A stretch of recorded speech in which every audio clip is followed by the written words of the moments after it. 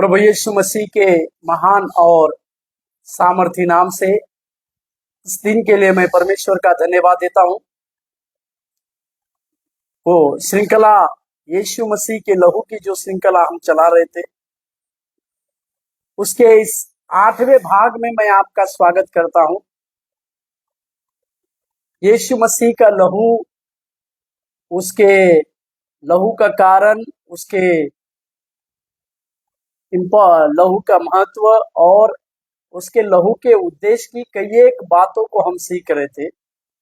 उस यीशु मसीह के लहू के उद्देश्य को सीखते समय एक एक बातें जो विशेष रूप से हमें समझने की आवश्यकता है, ऐसी एक एक बातों को हम जो हर एक विश्वासी के जीवन के लिए बहुतायत की जरूरी है,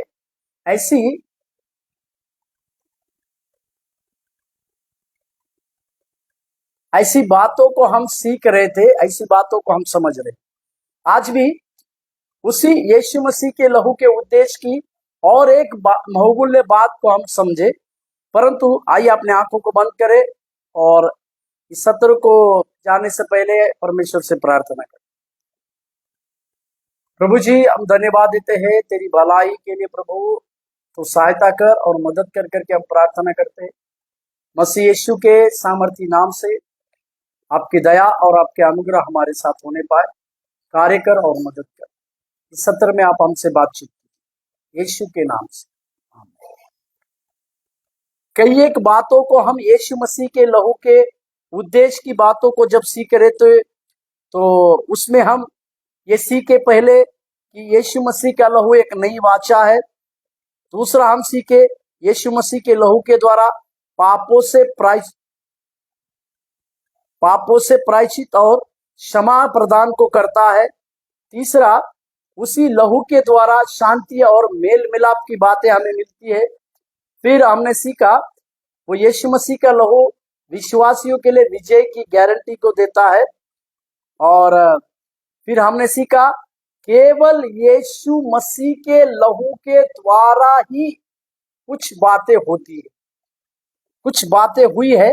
इसको भी हमने इब्रानी के लेखक के द्वारा कुछ बातों को दिखाकर मैंने इस प्रकार से समझाना चाहा। इसी में से और एक बात को आज हम सीखेंगे, उसी में से और एक बहुमूल्य बात को हम अपने जीवन में समझे। वो ये है, यीशु का लहू विश्वासियों को शुद्ध और पवित्र करता है।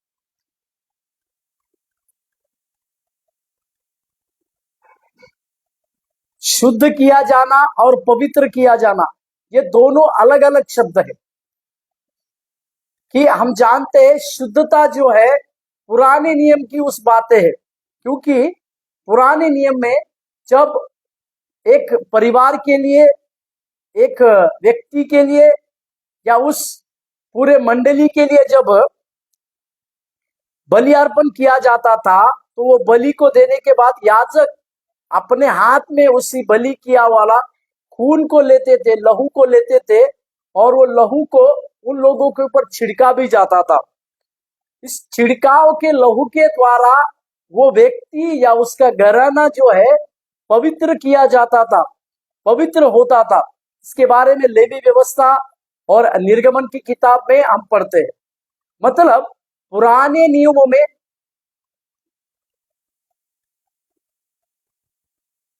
पुराने नियम में इस प्रकार की शुद्धता की बातें प्राप्त होती है।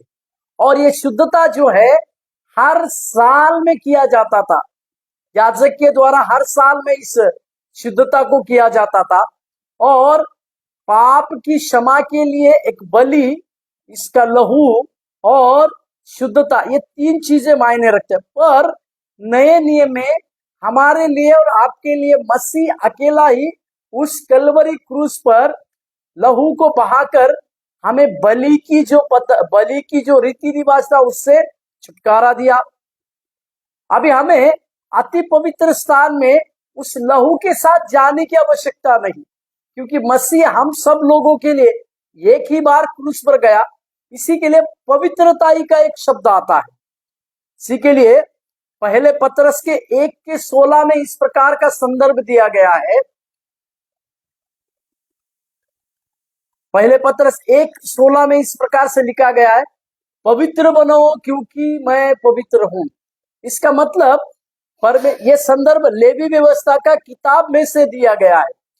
इसी के लिए हर एक व्यक्ति को पवित्रताई के लिए सौंपना आवश्यक है, पवित्रताई का जीवन को बिताना आवश्यक है और पवित्रताई के साथ जीवन को जीना आवश्यक है। ये नए नियम की बातों को हम सीखते हैं। इसी के लिए आज हम इसको सीखे कि यीशु मसीह का लहू विश्वासियों को शुद्ध भी करता है और पवित्र भी करता है। इसके बारे में हम कुछ बातों को सीखेंगे। एक वचन को मेरे साथ खोलिएगा, रोमियो का पत्री 8 अध्याय और 26वें वाक्य को देखिएगा। रोमियो का पत्री उसके 8वें अध्याय और वाक्य नंबर 26 को मैं आपके लिए पढ़ता हूं। रोमियो का पत्री उसके 8वें अध्याय और 26वें वाक्य।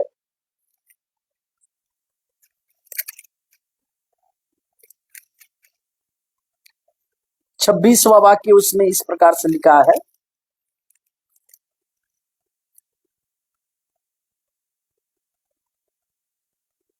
इस रीति से आत्मा भी हमारी दुर्बलता में सहायता करता है, क्योंकि हम नहीं जानते कि प्रार्थना किस रीति से करना चाहिए, परंतु आत्मा आप ही आहे भर कर जो बया से बाहर है हमारे लिए विनती करता है। प्रभु के नाम की महिमा और प्रशंसा हो। यहाँ पर आत्मा हमारे अंदर आहे भर कर प्रार्थना किस प्रकार से करनी है इसके विषय में बतलाता है। मतलब हमारे अंदर परमेश्वर की जो पवित्र आत्मा है वो हमें मार्गदर्शन करता है कि हम किस प्रकार से प्रार्थना किए जाए। क्योंकि हम सरलता से आप प्रार्थना क्यों कर सकते हैं, तो अभी हम अपने पापों के लिए बलि की आवश्यकता नहीं, परंतु यीशु मसीह के लहू के द्वारा हम शुद्ध किए गए हैं। यीशु मसीह के लहू के द्वारा हम पवित्र किए गए हैं। इसी के लिए हमें अभी किसी और के लहू की या किसी बलि की आवश्यकता के साथ जाने की जरूरत नहीं।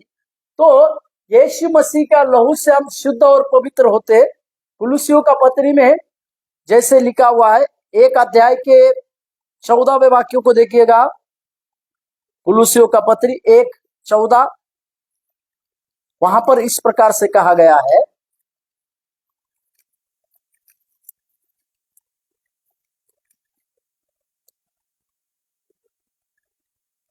जिसमें हमें छुटकारा अर्थात पापों की क्षमा होती है।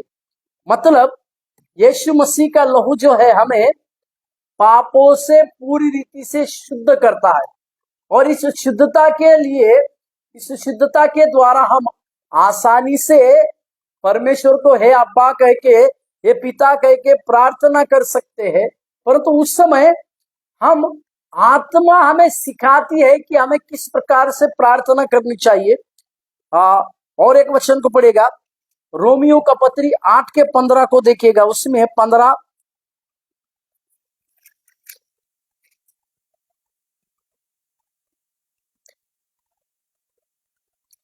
8वें अध्याय और 15, क्योंकि तुमको दासत्व की आत्मा नहीं मिली कि फिर भयभीत हो, परंतु लेपालकपन की आत्मा जिससे हम हे अब्बा हे पिता कहकर पुकारते हैं।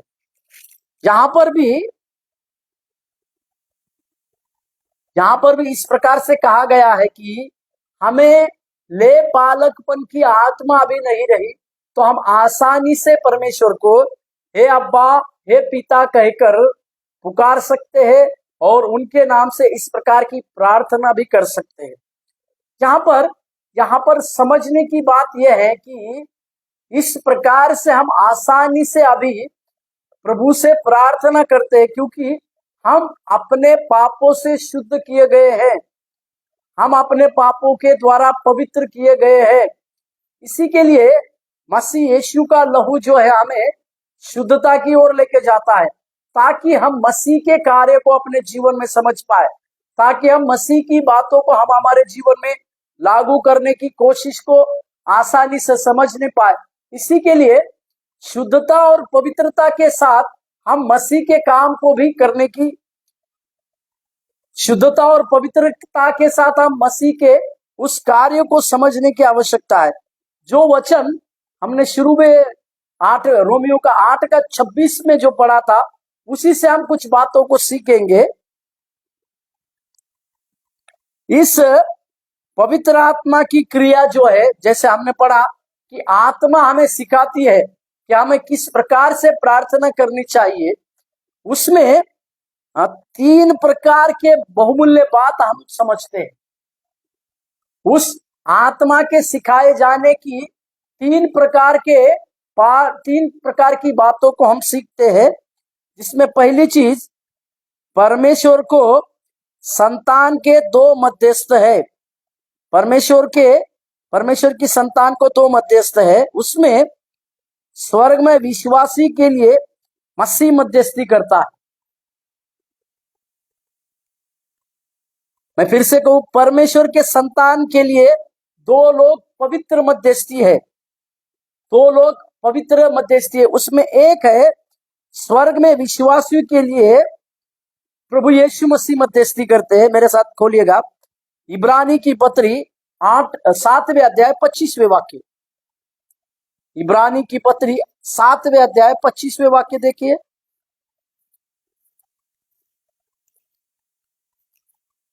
इब्रानी की पत्री 7 अध्याय 25वें वाक्य।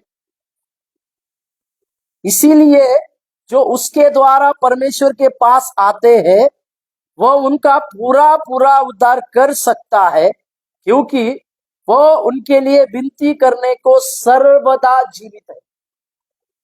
मतलब स्वर्ग में हमारे लिए विनती करने के लिए मसीह है। स्वर्ग में हमारे लिए मध्यस्थी करने के लिए मसीह जीवित है। मसीह हमारी मध्यस्थी करता है। साथ ही पहले यूहन्ना का पत्री में देखिएगा, यूहन्ना कहते हैं, पहले यूहन्ना उसके 2 अध्याय के पहले वाक्य, पहले यूहन्ना 2 अध्याय के पहले वाक्य, ये बालकों, मैं ये बातें तुम्हें इसीलिए लिखता हूं कि तुम पाप ना करो, और यदि कोई पाप करे तो पिता के पास हमारा एक सहायक है, अर्थात धर्मी यीशु मसीह। मतलब हमारे लिए एक सहायक या हमारे लिए एक एडवोकेट जो है वो पिता के पास है, वो धर्मी यीशु मसीह है। इस बातों को हम थोड़ा सा गहराई से समझे कि स्वर्ग में मसीह हमारे लिए मध्यस्थी करने के लिए वहां पर है।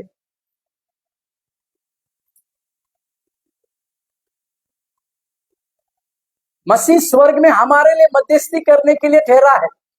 वो अपने लोगों की मध्यस्थता की बातों को करते हैं, और उसमें और पृथ्वी में विश्वासियों में पवित्र आत्मा मध्यस्थी करता। इस पृथ्वी में मध्यस्थी करने के लिए पवित्र आत्मा दिया गया है। इसके लिए यीशु मसीह ने कहा कि मैं तुम्हें अनाथ नहीं छोड़ूंगा, पर मैं तुम्हारे लिए एक सहायक भेजता हूं जो लगातार तुम्हारे साथ रहेगा बोलकर उसके पवित्र आत्मा के बारे में प्रभु यीशु मसीह ने अपने शिष्यों को यूहन्ना के 14वें अध्याय में कहा। यूहन्ना 14 अध्याय और 16, मैं पिता से विनती करूंगा और वो तुम्हें एक सहायक देगा कि वो तुम्हारे साथ सर्वदा रहे। मतलब स्वर्ग में मसीह हमारी मध्यस्थता करते हैं, और इस पृथ्वी में पवित्र आत्मा हमारे लिए दिया गया है जो हमें हमारी मध्यस्थता की बातों को करता है।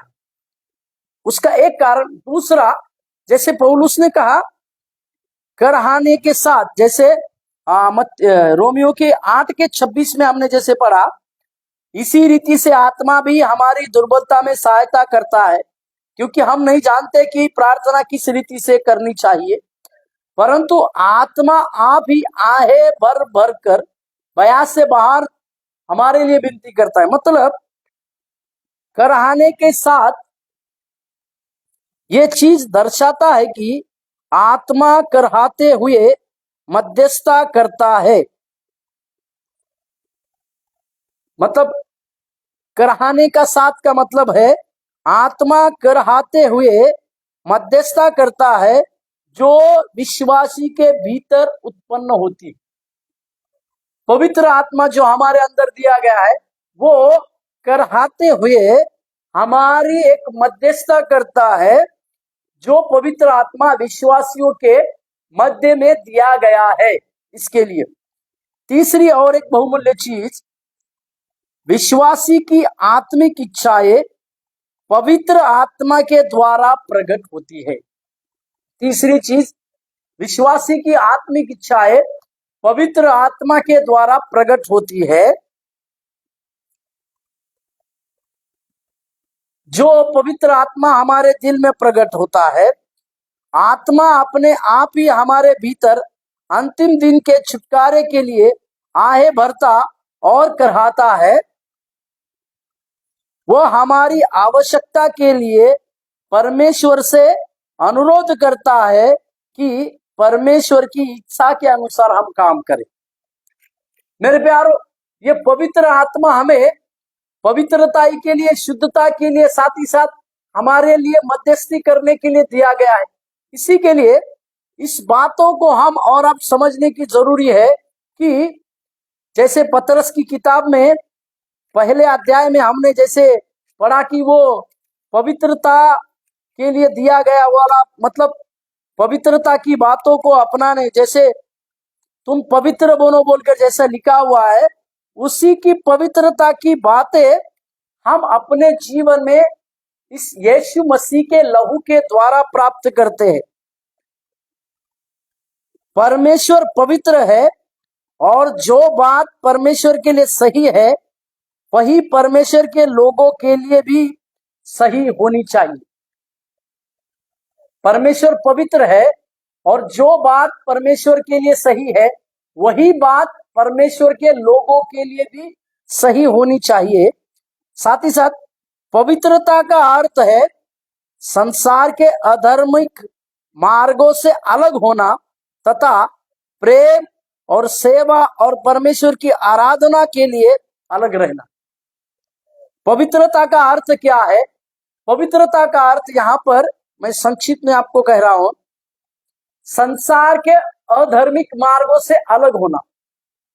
संसार में आंखों की अभिलाषा, शरीर की अभिलाषा, जीवन की जीवित अभिलाषा, इन सारी अभिलाषाएं की बातें जो है इस संसार में हमें मिलती है और इसी ये बात अभिलाषाएं हमें अपवित्र होने के लिए खींचती है। शायद वो लालसा का जीवन है जो हमें पवित्रताई के लिए, पवित्रताई में रोकता है। पवित्रताई के लिए जब हम अपने आप को सौंपते हैं तो उस प्रकार की बातों को करने के लिए शायद वो रोकता है, परंतु हमें पवित्रताई में इस संसार जो अधर्मिक है उसके मार्ग से अलग होकर प्रेम, सेवा, परमेश्वर की आराधना में अलग रहना है। जैसे लेवी व्यवस्था में 11:44 में एक वचन लिखा हुआ है, 11 लेवी व्यवस्था 11:44 में देखिएगा।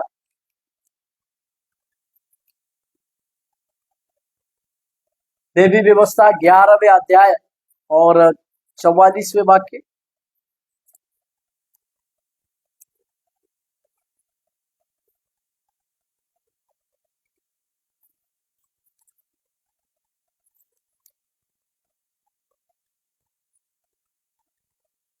क्योंकि मैं परमेश्वर यहोवा हूं, इस कारण अपने आप को शुद्ध करके पवित्र बने रहो, क्योंकि मैं पवित्र हूं। इसीलिए तुम इसी प्रकार के रेंगने वाले जहां पर यही पतरस जो इसी संदर्भ को लेकर कहता है कि पवित्र बनो क्योंकि वो परमेश्वर पवित्र है।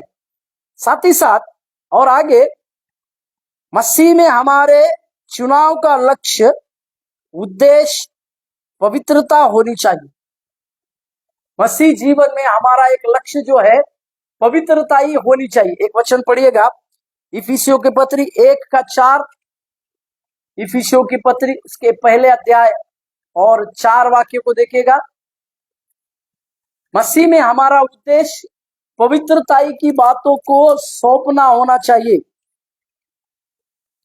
ये हमारे मसीह उद्देश्यों में से एक बहुमूल्य लक्ष्य है। वो है पवित्रताई की बातों के लिए अपने आप को सौंपना। इफिसियों के पत्री 1:4 में देखिएगा,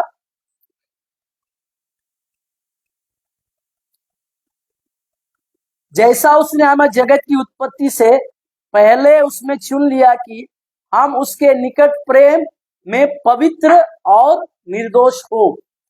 प्रभु यीशु मसीह ने हमें उत्पत्ति होने से पहले तो चुना, परंतु वो दो कारणों के लिए, हम पवित्र और निर्दोष होने के लिए भी चुना। इसी के लिए यहूदा का पत्री में भी एक बात को लिखा है। यहूदा उसके एक ही अध्याय है, उसके 24वें वाक्य को देखिएगा। यहूदा का पत्री उसके एक अध्याय 24वें वाक्य,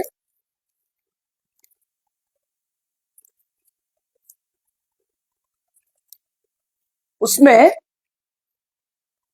अब जो तुम्हें ठोकर खाने से बचा सकता है और अपनी महिमा की भरपूरी के सामने मगन और निर्दोष करके खड़ा कर सकता है। कौन हमें निर्दोष खड़ा कर सकता है? उसके बारे में उस एकमात्र परमेश्वर हमारे उद्धारकर्ता की महिमा और गौरव और पराक्रम और अधिकार हमारे प्रभु यीशु मसीह के द्वारा सनातन काल से है, अब भी हो और युगानुयुग होती रहे। मतलब कौन हमें निर्दोष साबित करा कर सकता है? तो यहूदा के अनुसार वो उद्धारकर्ता, वो हमारा एकमात्र सनातन परमेश्वर, वही हमें अपने उस उद्धार की बातों में स्थिर कर सकता है, निर्दोष करके खड़ा कर सकता है। साथ ही साथ परमेश्वर की मतलब इसका अर्थ क्या है? इफिसियों का 1:4 अनुसार वो हमें निर्दोष और पवित्र करके खड़ा कर सकता है। इसका अर्थ क्या है कि परमेश्वर की संतान में होना, हम परमेश्वर की संतान में होना तथा उसके प्रति समर्पण होना। पवित्रताई का मतलब क्या है? कि हम उसके प्रति और समर्पित होना, हम उसके कामों के, उसके सेवा के प्रति और समर्पितता की बातों के लिए सौंपना और उसे प्रसन्न करने के लिए जीना।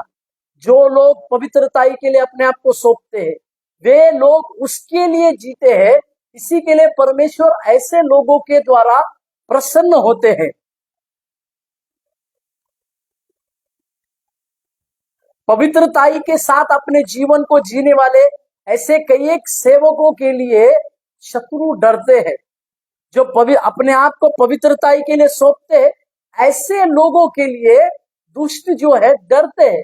इसी के लिए हम सेवा कार्य में अपने आप को पवित्रताई को सौंप के उसके लहू के द्वारा पवित्र होकर शुद्ध होकर हम अपने जीवन को सेवा में और समर्पित करना है। और इस प्रकार से करने के द्वारा हम अपने जीवन में उस महान परमेश्वर को प्रसन्न करने वाले भी बनेंगे। हालेलुया। हाँ, जैसे रोमियो का पत्री उसके 12वें अध्याय में पौलुस हमारी सेवा क्या है बोलकर जब कहते हैं, तो वो 12वें अध्याय के पहले वचन, इसीलिए है भाइयों, मैं तुम्हें परमेश्वर की दया स्मरण दिलाकर विनती करता हूं कि अपने शरीरों को जीवित, पवित्र और परमेश्वर को भावता हुआ बलिदान करके चढ़ाओ, यही तुम्हारी आत्मिक सेवा है। हमारी आत्मिक सेवा क्या होनी चाहिए?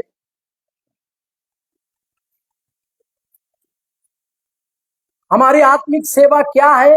इसके विषय में प्रेरित पौलुस कहते हैं कि हमारी आत्मिक सेवा 3 चीजों के ऊपर बनी हुई है। पहले है अपने शरीरों को जीवित, पवित्र और परमेश्वर को भावता हुआ बलिदान। जीवित बलिदान, पवित्र बलिदान और परमेश्वर को भावता हुआ बलिदान चढ़ाना हर एक सेवक का एक बहुमूल्य काम है। और इसी प्रकार की सेवा करने के द्वारा हम परमेश्वर की उस आत्मिक सेवा को भी पूरी करते हैं। या हमारे लिए आत्मिक सेवा मतलब क्या है? परमेश्वर की आत्मिक सेवा मतलब हमारे लिए क्या है? तो अपने शरीरों को जीवित, पवित्र और परमेश्वर को भावता हुआ बलिदान करके चढ़ाना ही हमारे लिए वो चीज है जो हम पवित्रताई की बातों को या आत्मिक सेवा के लिए करते हैं। और एक वचन देखिएगा, इफिसियों के पत्री 2 अध्याय के 10वें वाक्य देखिएगा। इफिसियों के पत्री 2 के 10।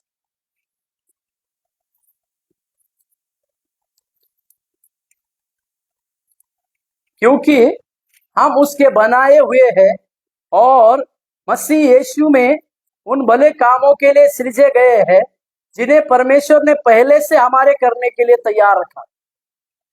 हमारा बनाया जाना या सृजा जाना ये परमेश्वर के उन भले कामों को करने के लिए है। हमारा बनाया जाना या सृजा होना परमेश्वर के उन भले कामों को करने के लिए है, जिस कामों को करने के लिए परमेश्वर ने हमें शुरुआत से ही तैयार किया गया है। इसी के लिए हर एक व्यक्ति के जीवन में आत्मिक सेवा की बातों को जब हम सोच रहे हैं तो इस लहू के, मसीह के लहू के विषय में इस बात को हम समझने पाए कि इस मसीह के लहू के द्वारा ही हम शुद्धता की ओर और पवित्रता की ओर खींचे चले जाते हैं। और पहले यूहन्ना का पत्री 3 अध्याय 2 और 3 को देखेगा। पहले यूहन्ना का पत्री उसके 3 अध्याय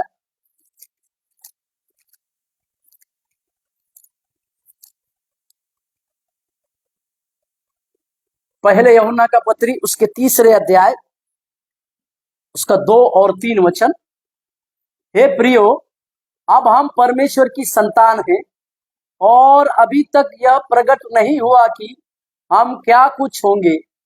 इतना जानते हैं कि जब वह प्रकट होगा तो हम उसके समान होंगे, क्योंकि उसको वैसा ही देखेंगे जैसा वह है। तीसरा, और जो कोई उस यह आशा रखता है कि वह अपने आप को वैसा ही पवित्र करता है जैसा वो पवित्र।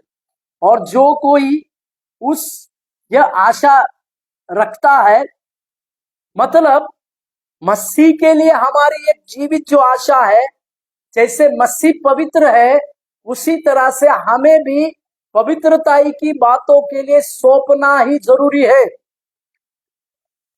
और हम लोगों को पवित्र करने के लिए परमेश्वर का लहू ही काफी है। उस परमेश्वर के लहू के द्वारा हम जो है पवित्र किए जाते हैं। और एक वचन देखिएगा, इब्रानी 12 का 14 को देखते हैं।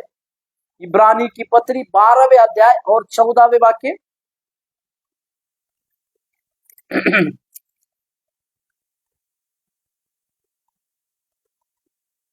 सबसे मेल मिलाप रखो और उस पवित्रताई के खोजी हो जिसके बिना प्रभु को कोई कदापि न देखेगा। मतलब यहाँ पर भी इब्रानी का लेखक पवित्रताई की बातों को कहता है। पवित्रताई जरूरी चीज है, उसे हम परमेश्वर के उस लहू के द्वारा ही पवित्र बन सकते हैं। परमेश्वर के उस पवित्र लहू से ही हम अपने आप को उस प्रकार की शुद्धता की बातों को ला सकते हैं जिसे हमें समझने की आवश्यकता है। और यह परमेश्वर की आत्मा की ओर से होता है जो हमारी आत्मा को पाप से शुद्ध कराती है। हमारे अंदर, जैसे मैंने शुरुआत में कहा, परमेश्वर की आत्मा जो हमारे अंदर दी गई है, उस आत्मा के द्वारा ही ये सब होता है। वो आत्मा ही हमें पाप से शुद्ध कराती है। और ये पवित्र आत्मा जो हमें दिया गया है, वो पवित्र आत्मा जो है उस मसीह के बहे गए उस पवित्र लहू के द्वारा हमें शुद्धता की ओर लेकर आती है, पवित्रताई की ओर लेकर आती है। और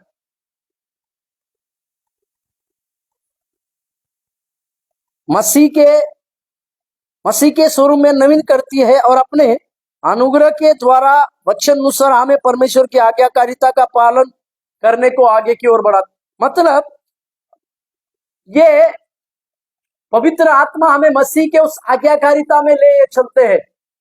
जो परमेश्वर की आत्मा जो हमारे अंदर दी गई है, वो हमें आज्ञाकारिता की बातों में, शुद्धता की बातों में, पवित्रता की बातों में, साथ साथ आज्ञाकारिता का जीवन जीने के लिए भी हमें मदद करती है। कुछ वचनों को देखते हैं। गलातियों की पत्री को देखिएगा, उसमें 5वें अध्याय में, गलातियों की पत्री 5:16 में देखिएगा,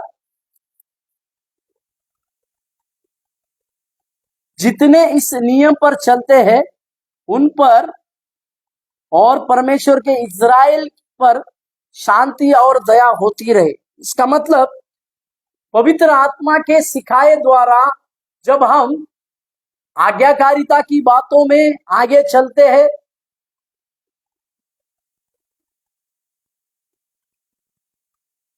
आज्ञाकारिता के साथ हम आगे चलते हैं, तो परमेश्वर उसकी दया हमारे जीवन में। और उसी के गलतियों के 5वें अध्याय के 22वें वाक्य में जो आत्मा के फल के बारे में लिखा गया है, उस सारे फलों को भी हम पवित्रताएं, जब पवित्र रहेंगे तो उस परमेश्वर यीशु मसीह के द्वारा जब पवित्र रहेंगे तो हमारे अंदर इस प्रकार की जो पवित्र आत्मा के फल जो है हमारे अंदर चले आएंगे, जिसे हम समझते हैं। और उसके 25वें वचन को देखिएगा, गलातियों की पत्री उसके 5वें अध्याय के 25वें वाक्य, गलातियों की पत्री 5:25, यदि हम आत्मा के द्वारा जीवित है तो आत्मा के अनुसार चले भी।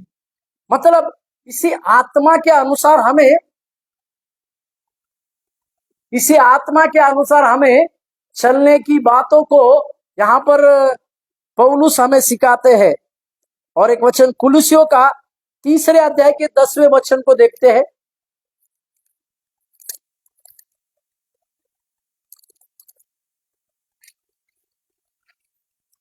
और नए मनुष्यत्व को पहन लो, जो अपने सृजनहार के स्वरूप के अनुसार ज्ञान प्राप्त करने के लिए नया बनता जाता है। नया मनुष्यत्व पहनने का मतलब क्या है कि मसीह के लहू के द्वारा जब हम शुद्ध होते हैं, एक ही बार मसीह के लहू के द्वारा जब हम शुद्ध हुए हैं, तो हमें पवित्रताई के लिए अपने जीवन को सौंपने की आवश्यकता है, साथ ही साथ शुद्धता का जीवन को जीने की आवश्यकता है, और नया मनुष्यत्व के साथ जीवन जीना है। नया मनुष्यत्व के साथ जीवन जीना है। इसी के लिए 2 कुरिन्थियों के 5:17 में हम पढ़ते हैं, जो कोई मसीह में है वो नई उत्पत्ति है या नई सृष्टि है। इसका मतलब नई सृष्टि को उस बनने का सबसे बड़ा मूल्य हमारे लिए कलवरी क्रूस पर प्रभु यीशु मसीह के बहे गए एक एक लहू के कतरे क्या वो कीमत है। उसके द्वारा हम नए बनते हैं, उसके द्वारा हम पवित्र किए जाते हैं, उसके द्वारा हम शुद्ध किए जाते हैं, और उसी के द्वारा हम अपने जीवन की बातों को अपनाते भी है। इसको समझने की जरूरी हमें है। तीतुस की पत्री उसके 3 अध्याय के 5वें वचन में देखिएगा, तीतुस 3 अध्याय और 5वां वचन, तीतुस 3 अध्याय 5वां वचन। तो उसने हमारा उद्धार किया, और यह धर्म के कामों के कारण नहीं जो हमने आप किए, पर अपनी दया के अनुसार नए जन्म के स्नान और पवित्र आत्मा के हमें नया बनने के द्वारा उसने हमें उद्धार किया है। उद्धार हमारे सारे लोगों के लिए फ्री में है, मुफ्त में उद्धार की बातें हैं, पर उस उद्धार के साथ साथ हमें मसीह में उसकी दया के अनुसार नया जन्म और पवित्र आत्मा में नया बनते जाने की भी आवश्यकता है। और ये नया बनते जाना मतलब पवित्रताई की बातों को सौंपना, पवित्रताई की बातों के बाद अपने जीवन में आगे की ओर बढ़ते जाना, ये हमारे लिए एक सबसे बड़ा काम होने पाए। एक वचन दूसरा पत्रस 1:9 में देखिएगा, दूसरा पतरस 1:9। क्योंकि जिसमें ये बात नहीं वो अंधा है और धुंधला देखता है और अपने पिछले पापों से धुलकर शुद्ध होने को भूल बैठा है। मतलब हमें इस बात को भूलना नहीं है कि हम पवित्र हुए हैं, उसके लहू से शुद्ध किए गए हैं, उसके लहू से ढांपे गए हैं। इस बात को हम अपने जीवन में कभी भी ना भूलने के बारे में पतरस भी कहते हैं।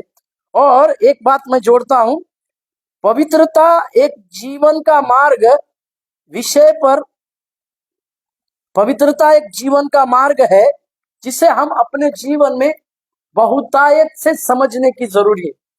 इसमें से सबसे बड़ी बात आज हम समझ नहीं पाए, उसके लहू के द्वारा हम शुद्ध और पवित्र होते हैं, किसी के द्वारा नहीं। हमारी पवित्रता का कारण उसका लहू है। उसके लहू में हम एक बार शुद्ध होते हैं, पवित्र होते हैं। इसलिए हम इस बात को समझ नहीं पाए कि उसका लहू हमें पवित्र करता है। और जब ये लहू पवित्र करता है तो पवित्र आत्मा हमारे अंदर जो दिया गया है वो हमें शुद्धता के लिए लेके चलता है, आज्ञाकारिता के जीवन के लिए लेके चलता है, समर्पित की सेवा के लिए लेके चलता है, और साथ ही साथ हम आज्ञाकारिता की बातों में भी लिए चलता है। इसी के लिए हम अपने जीवन में इस बात को समझने पाए कि यीशु के लहू के द्वारा हर एक विश्वासी शुद्ध और पवित्र किए जाते, उसी में आप और हम चले आते। परमेश्वर हमारे जीवन में बड़े कार्य करने पाए। प्रभु जी धन्यवाद देते हैं, महिमा आदर आपको देते हैं। आपके लहू के द्वारा हमें छुटकारा मिलता है, शुद्धता मिलती है। इस बातों को हम समझ नहीं पाए। साथ ही साथ प्रभु हमारे अंदर जो पवित्र आत्मा दिया है प्रभु जी, पापों से और इस संसार की अधर्मिकता की बातों से हमें आजाद करने के लिए, छुटकारे के लिए, पापों से शुद्ध होने के लिए मदद करता है। इस सेवा के प्रति समर्पण की बातों को करने के लिए, साथ ही साथ आज्ञाकारिता की बातों को करने के लिए भी मदद करता है। उसे लगातार हमारे जीवन में हम अपनाते हुए आगे की ओर बढ़ नहीं पाए। आपकी बड़ी दया हमारे जीवन में, का बड़ा अनुग्रह हमारे जीवन में सहायता की, यीशु मसीह के नाम से मांगते हैं। आमीन। तो आप लोगों को आशीष दे।